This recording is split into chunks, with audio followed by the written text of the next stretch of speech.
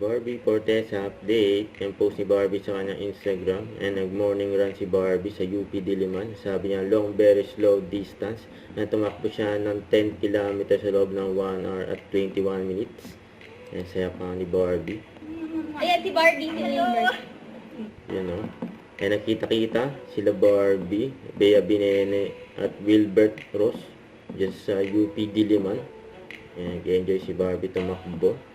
Sa post ni Tony Aviles, and endorsement shoot with Barbie Fortesa.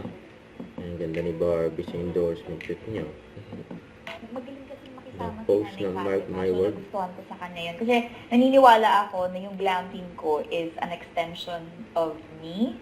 Ang So, ganda. kung ano yung ugali ng glam team ko, nire-represent ako. Napakaganda ng sinabi. Pero ano daw tatapos na po ang... Hindi pa, wala. 30 minutes. Hindi, sobrang ganda ng sinabi ni Barbie. Because that's what I mentioned niya kanina, di ba?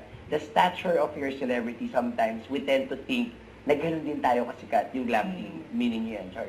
So, di ba, may ganun. But hearing that, na you base it on the character ng isang tao. Oo. Ang tawag ko nga dyan, kultura ng isang tao talaga. Na it is extension of who you are, di ba? So, beautiful naman nun. Don't forget to subscribe, click the notification bell for more update. This is Sweet Charlie Action Vlog. Stay tuned for more videos.